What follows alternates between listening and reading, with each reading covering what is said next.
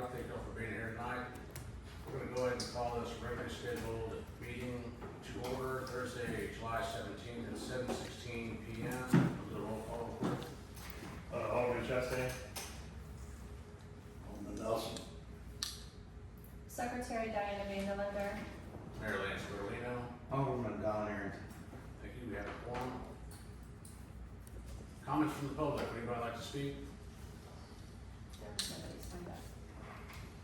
Thank you all for being here.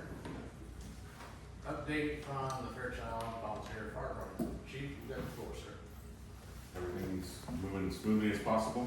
We're still getting some rain, so haven't started any grass fire seasons yet, but everything's good. A lot of development coming in, and a lot of movement out and about, so be cautious. That's it. Thank you, Chief.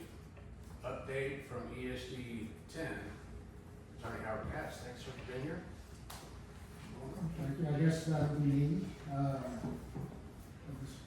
President Satsky is otherwise occupied today with his military commitment. The district is working on various projects. We have received our preliminary tax roll for the district for 2025. It is, can you all hear me up there? Okay.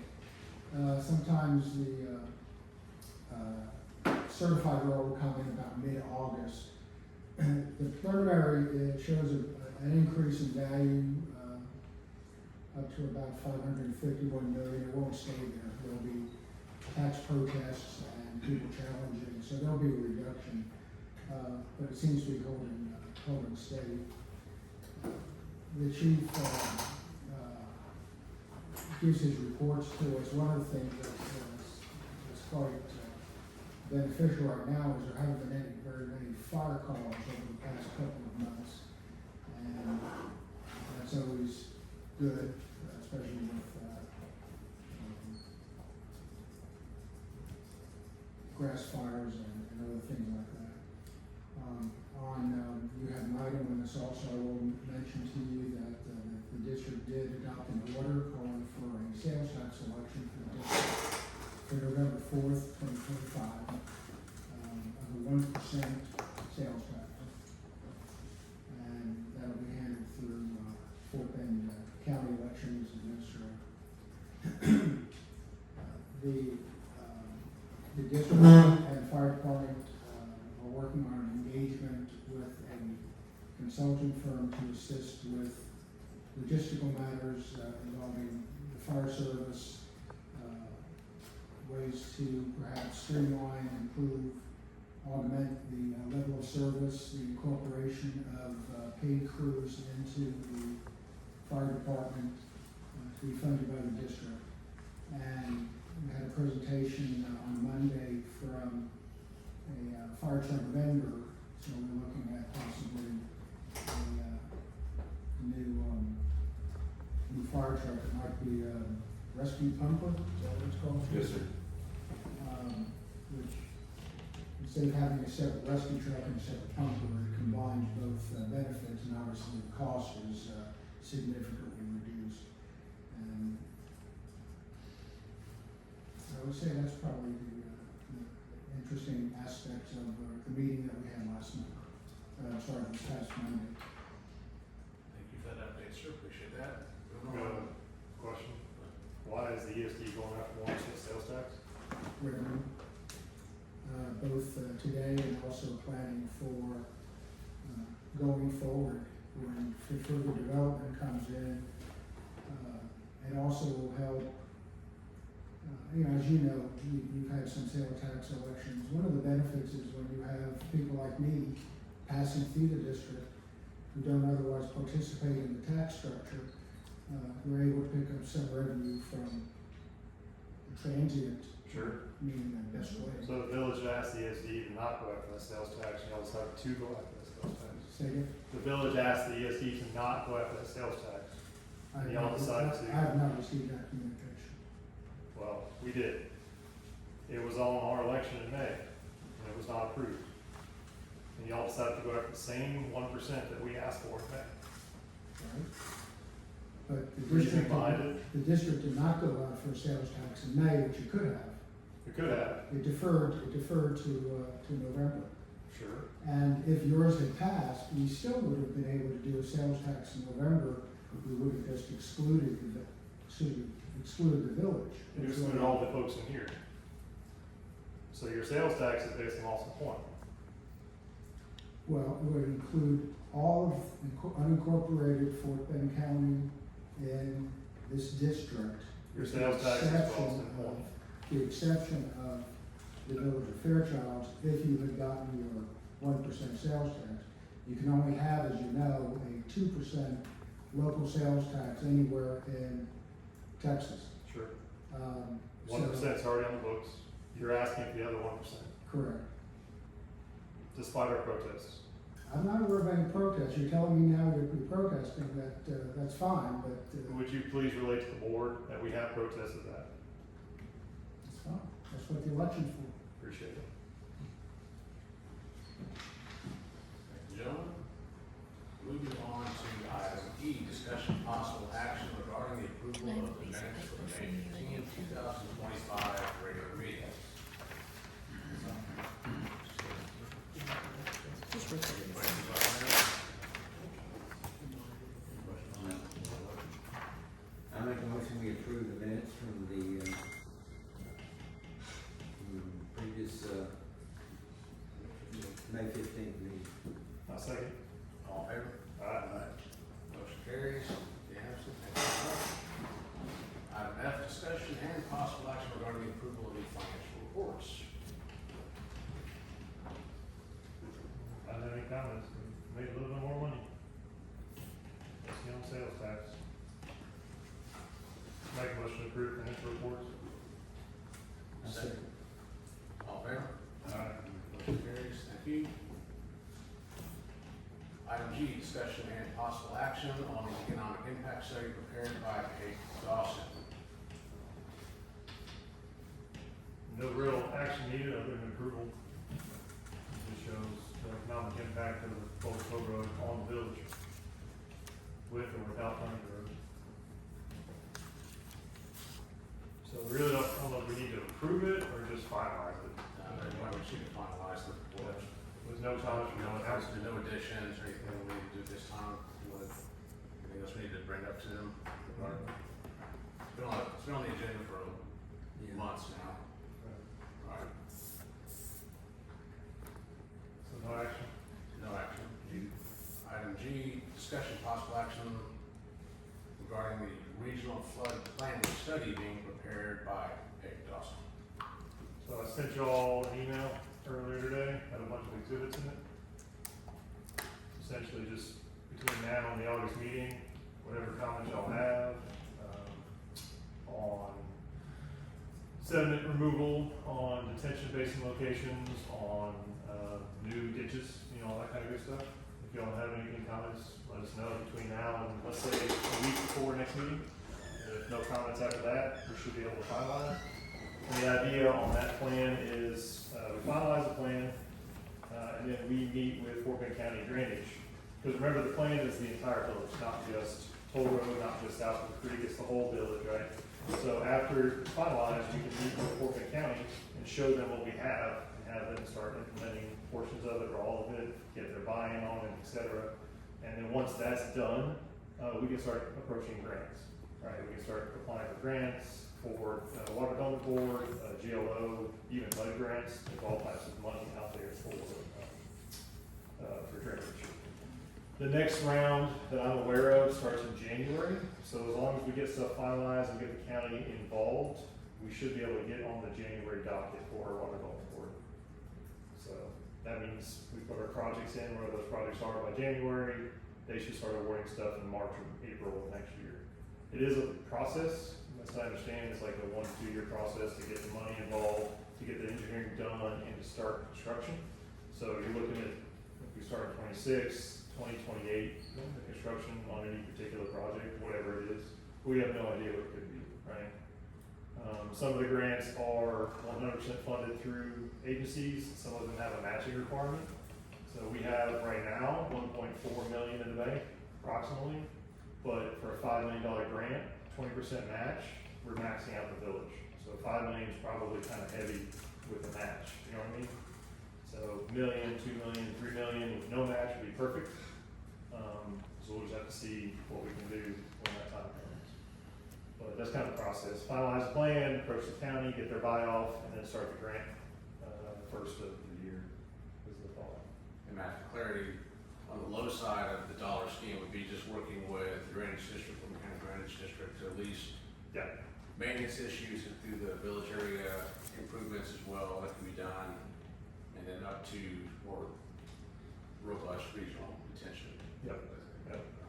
The low hanging fruit would be sediment removal from Fairchilds Creek, right? Whatever the baseline was, that's an issue the county has, figure out what the baseline actually was at some point when they constructed these things. Figure out the baseline, get back to the baseline, add, a foot of freeboard in some of these drainages. Adding in ag ditches is a relatively inexpensive process, but you have to deal with landowners at that point.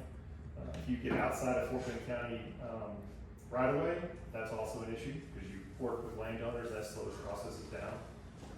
So it just depends on where we can spend, and what the best use of the money is. Thank you. Any other questions? Make sense? So by August, I'd like to get it finalized if we can. The report, so the report is gonna be a written report with the figures that y'all have.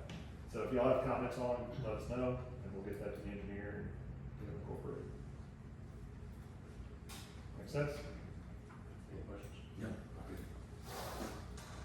Thank you all. No action needed at this time. Item I, discussion and possible action regarding the latest Fort Bend County Toll Road Authority alignment of the Fort Bend County Tollway Segment C and D. Kind of just a post follow-up for our town hall. Thank everybody that showed up at the town hall, participated with that. We'd like to keep that engagement going. We received a lot of positive feedback for that forum. Appreciate that. At the time, really no updates yet. We've stated in the town hall, we're waiting. There's still traffic studies, drainage studies to be performed. So we'll keep you posted if we start getting more information. But is there anything else to discuss this time? Do you want to go over anything? No real changes since last week? No. I know everybody came on here, we had it on there just to protect the spot in case something had to come up. So we have to post this basically in advance. Item J is discussion, possible actions, no action taken on item I. J, take discussion and possible action to accept landowner petitions to annex into the village limits. We have not received any landowner petitions at this time. If you do know of anyone that's interested in discussing coming into the village and what that looks like and why they may be viable for landowners, happy to talk to landowners about that. But if you have any questions about that, we can go over in the meantime. I know. It's just as a placeholder, we can keep on it for a while. Yes, good, good. And no action taken or needed. Item K, discussion possible action regarding the expansion of CAD 16. Joined by then Carlos Guzman, who is with the Fort Bend County's Economic Development Council. He is digging in this for us. He's gonna go to the county attorney, see what can be done to expand CAD 16, which is a county assistance district, into Lennar's Friendswood Developments Esperanza Community down FM 361, which will bring additional revenue into the village before the impact. Since they're on 361, they're gonna be running on our roads and Oh, yeah. instead of pushing water into our ditches. So right now, there is no CAD over that parcel. Any questions on CAD 16? No action needed or taken. Item L, discussion possible action for the special election of sales tax. I'm aware that previously did not pass. We do want to explore this. We're still waiting on a response from our attorney if we can do November or not. We've been informed that our ESD that we supported with the full 10 cents of property tax now wants to go out for, I was saying in a greedy way, go out for 1%, the last 1 penny for sales tax, which I personally, as mayor, cannot support, as I believe the city needs that 1 cent. As you understand, we're trying to do drainage projects. We have road improvements or Roads are in terrible condition out here. We've supported the ESD and the fire department. I don't have any ill will, especially our fire department. Those guys do a great job. I'm very happy with our fire department. I'm disappointed in the ESD. Let's be very clear about that. So I would still like to seek sales tax at the soonest possible time. So we're waiting on report from our attorney on that. But please feel free to discuss. Can I address that? Yes, sir. Couple of items. Obviously, you're deferred to your city attorney on any kind of opinions. Let me simply read into the record under chapter 321 of the tax code. An election under this chapter in a municipality may not be held earlier than 1 year after the date of any previous election under this chapter in the municipality. Which is why when we had our discussion some months ago, it seemed like next May, 2026, would be the first time that we could go for the election. I can't speak for the board. I can only give you my view and discussions. The ESD had the right to go for a sales tax in May and deferred in order for the city to go for that second 1%. There had been discussion at the district level for a November sales tax election under other circumstances, because as I mentioned earlier, even if you got your 1%, the 1% would still be available in the balance of the district. In fact, if you had gotten the 1% and you were then maxed out at 2% in the village of Fairchilds, the ESD could have gone for a 2% sales tax for the rest of the ESD. So it deferred. Now, unfortunately, your election did not pass in May. There's no mechanism in the ESD statute to exclude any area from the sales tax election that's not at 2%. If the village was at 2%, if the May election had passed, the November ESD sales tax election would be for all of ESD with the exception of the village. But given that the election results from May 2025 were negative, for the ESD to go for a sales tax, it has to include all of the ESD. Now, I'm not saying there aren't mechanisms later for the ESD and the village to work on as far as revenue. That's certainly something that can be discussed. But as far as the mechanism itself, any further difference would have meant that the ESD would have also had to wait until May. And then it would be an ESD versus a village sales tax election. And maybe that's fair, maybe it's not. The other thing, of course, is the ESD does, as you mentioned, Mayor, assess a 10-cent, currently a 10-cent property tax. This additional revenue allows for the tax rate to be reduced. In fact, under the Texas tax code, when a political subdivision, such as an ESD, brings in sales tax, that is calculated in to determine the effective tax rate, the no new revenue tax rate for that district. So it is accounted for. But like I mentioned earlier, it is a revenue, just like property tax is a revenue. And it provides a mechanism to not only get the revenue from residents, but also from those passing through. Those people get the benefit of the fire service, they get the benefit of any other services that are provided in the village and the ESD, get the benefit of Fort Bend County EMS, so it's a different category. So this brings them into the tax participation and revenue participation for the community. Those are the reasons generally why a sales tax is pursued, just like with as you mentioned earlier with the village. You have some ideas what you want to do with that sales tax, and you have competing interests. And as I mentioned earlier, that's what the elections are for us to be able to air those proposals and see what the voters feel. So it certainly is not an avowed intention that we wanted to go get the village's second sales tax. We wanted you to get your sales tax, it would have been fine in May, but given that it wasn't, this was just taking care of an opportunity just like the village would. Except in my view, you can't have a sales tax levy until May of 2026. I guess we are, we'll see you at the ballot box. Moving on to item M now. Discussion possible action regarding a wastewater and water source planning study being prepared by Odyssey Engineering. Sure, yeah, so similar to the regional flood study, master drainage plan, we should have a final report ready for the August meeting. I sent everybody an email with the figures for what could be the initial wastewater and water well plan for the village.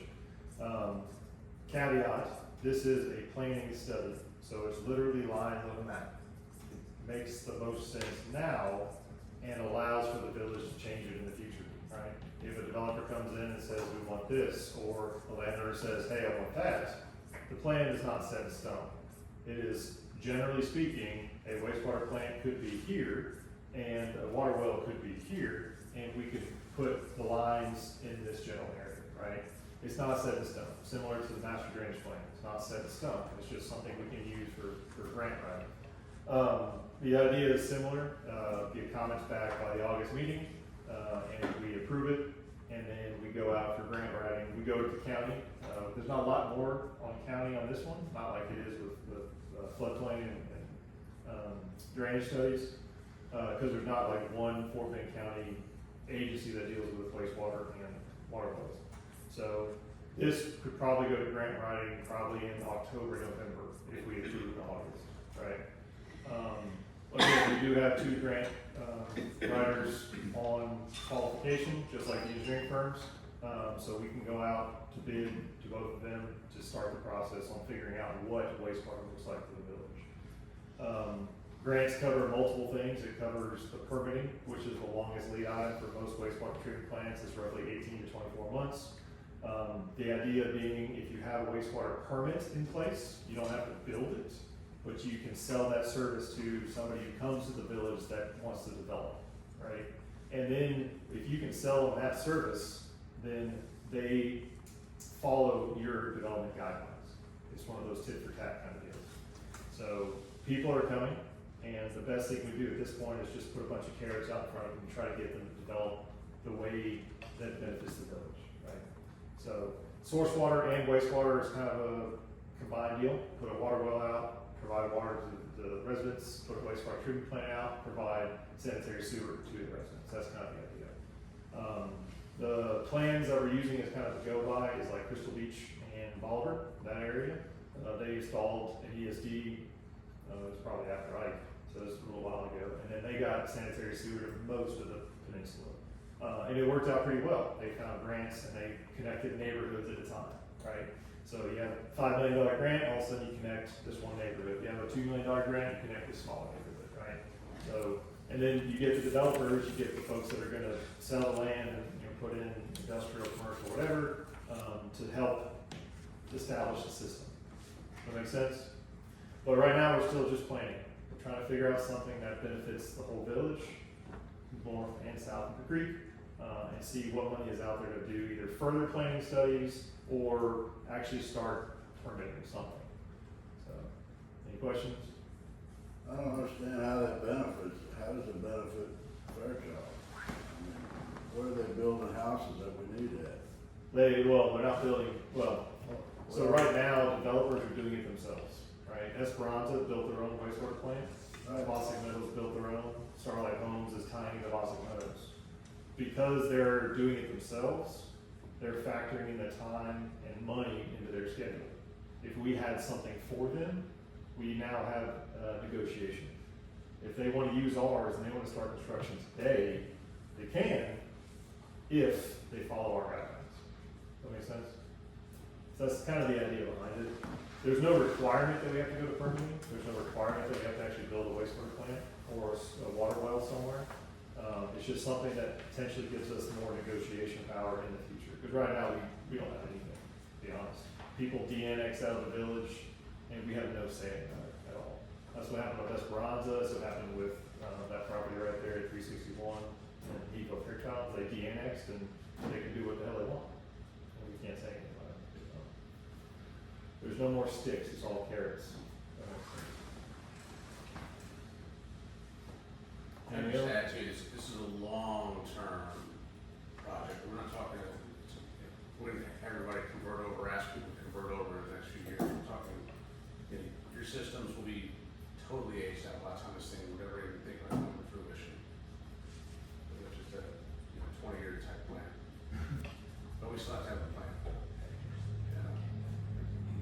Matt was saying, we heard Alderman Chastain saying, we gotta have a plan regardless, whether it's 2 years, 10 years, 20 years, 30 years. And we've lost a lot of territory, we've lost control of these subdivisions that we'll see if they stand the test of time.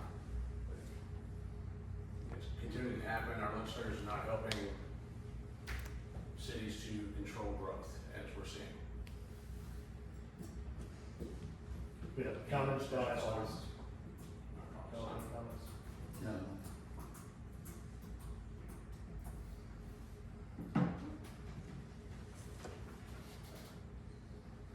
Chief, you wanted to add something? Go ahead. Oh, yes, sir. I should have mentioned it whenever my line item was open. We did a ISO survey and study. I want to make it publicly known that we went from an ISO 9 down to an ISO rating of 5. So that should help your insurance agents and companies. It should be pretty close to being posted within the Department of Insurance. If not, I believe the Fort Bend County ESD 10 has posted it on their website, so you can gather information on behalf of your insurance and give it to them. But everybody's complaining, all the neighborhoods are complaining, everybody is saying that their insurance rates went up. And they're blaming it on fire service. They're saying, it's a volunteer department, there's not 24/7 coverage, so on and so forth. They're just basically passing the buck. The proof is there. We went from a 9 to a 5. So we're looking to do a more aggressive look at the ISO rating within the next year or so to see if we can come down even lower. Well, Thanks. Real quick on that, so anecdotally, Texas Farm Bureau knows the ISO rating dropped. Good. They do, Okay. and nothing has changed. Wow. It's kind of surprised me a little bit, because when I heard that the first time, I was like, oh, great, this would be perfect. they probably waited for rates of wind and hail and offset. Maybe. It's a speculation, But I like I said, anecdotally, they told me it did nothing to the rates.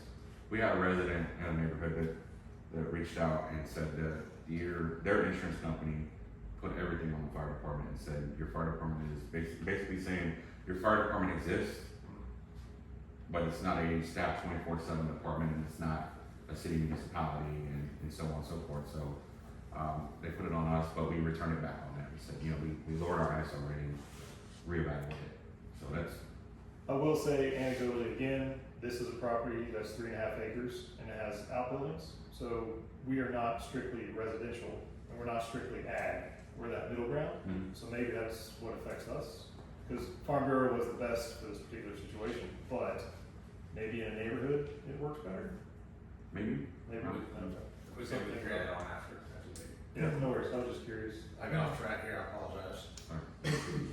It's really interesting, the ISO rating is a 3-component rating. And some insurance agents know that, some of them just know what the number is.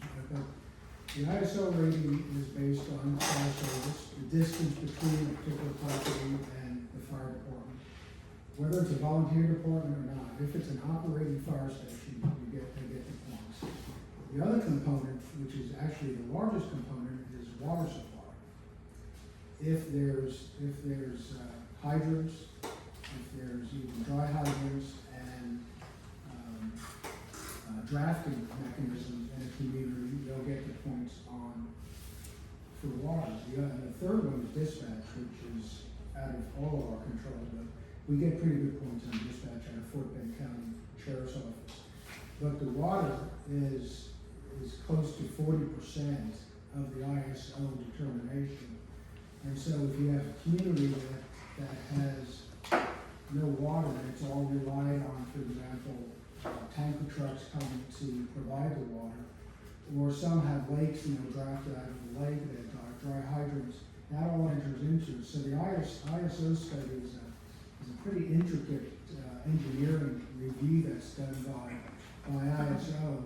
And ISO is a private entity that does the service and is then provided to the State Board of Insurance, and then they have to accept it, which I think they've now done, if I'm not mistaken, Chief. I think so.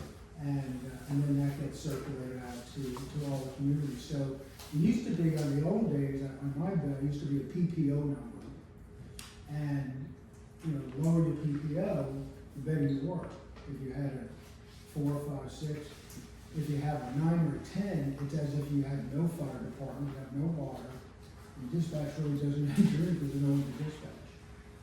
But the ISO itself, going from a 9 to a 5, reflects that the fire department and in certain areas the water supply is getting better numbers. And you're right also, if you have an ag area versus a residential area, the ISO numbers have benefits at different levels. So for example, a 7 to a 5 helps the residential, and it does very little to commercial. Then you go from a 5 to a 4 to a 3, that's where the commercial then picks up and gets benefit. And it's those kind of things. So if you go to the ESD 10 website, under resources, the ISO syllabus is there, and it shows what the numbers are. The full report is just too much to accommodate, but the full report's available also. I'm happy to share with anybody. But that report is something like 14, 24 pages itself, and it shows where it found the better ratings for the water, and you can maybe get a little taste of that, and some of the residents can check that out also. Thank you. I'm gonna take that as an opportunity to segue this back to the water source planning study. Maybe we address the need for hydrants in the area along those lines as well. Yeah, yes, having a water source around the village would help the fire ratings for sure. Absolutely. And where the wells would be, where the lines would be, all that stuff is part of that plan, so that'll hopefully be approved in August. Now, that again is just a plan, not actually putting pipes in the ground. That comes later with hopefully grant money or some other type of funding mechanism. We don't have the money right now for all that. Thank you, Odyssey Engineering, for helping us with this. Appreciate it. All right, any further discussion? No action taken, this time, none needed. Item N, discussion possible action about the TextMyGov service. Have y'all had an opportunity to review that at all? Yeah, it seems to make sense. Did you have a chance to look at it yet? No. The short version is it's a service. It's exactly what it sounds like. So people can sign up on their phone to subscribe for text-based information. So it'd either be National Weather Service stuff. We can put out things such like meetings, town halls, important data to reach more people. We were listening at the town hall, trying to reach more people. It's been a concern. We are very aware the internet is not entirely stable or fast out here. I was reminded personally today. So the TextMyGov services that allows us to communicate, but not just new bulletins, but hurricane preparedness stuff, or hurricane warnings, tornado warnings through National Weather Service, and glide pods as well. So it's pretty useful. The high side cost is like $3,800 a year. This, if you said add on all the features to it, it's $1,500 to about $3,800 a year. So something we're gonna get some more information on that. Where do they get the list of numbers? Well, people can sign up for it too, so it'd be up to us to Put it out there. encourage people to subscribe, correct? This is all text, right? Correct. No It's all mailings. text, not just text. So it's a better way to get better penetration through the community and better engagement. So we're listening, I promise, we're listening, so. Do they mirror like Amber Alerts and stuff too? I didn't see any like Amber Alerts there. Or like gray alerts and all that other stuff? I'm thinking of town hall and everybody got the exact same message. Yeah, like, 80 messages went off at the same Well, time. that's why I want to explore, we don't want to duplicate. Yeah. If it's stuff we put out, that's great, but if it like mirrors other people's alerts, you get a little Yeah, you don't want to have to try and wolf constantly and stuff. 18 different notifications. So it's something we'll explore. I would imagine you could, sorry, So- I would imagine you could probably make some choices on. Yeah, probably so. We're gonna get a demo here, sometime, there's 2 weeks out. So, What about mailers? That was the other question on this particular topic. Hard copy mailers to mailboxes. you can do mailers as well, just starts, again, a cost analysis for see what it's gonna take to run mailers, how effective they're gonna be, if they've been jumping all the time. Everyone's got a phone, basically, right here, text message, everyone seems, I think it's something we're having to see what people are comfortable with. Yeah. So, please, community members, ask around if you think that would be beneficial. Text, members. Let us know. Good. Sounds good. It's not horribly priced, to be honest. If it's a yearly cost, $3,000, it's not the worst thing in the world to be able to contact 1,000 people. It's auto, so Auto. it doesn't require council members to get there and have to deal with members. Automate the report things. No, so, we're trying to, the automation is a good thing. Any other questions about this service? We'll So keep a demo and then maybe make something in August, make a decision. Yeah, for the August is correct. Alright. No action needed taken. Item O, discussion possible action to pay the bills.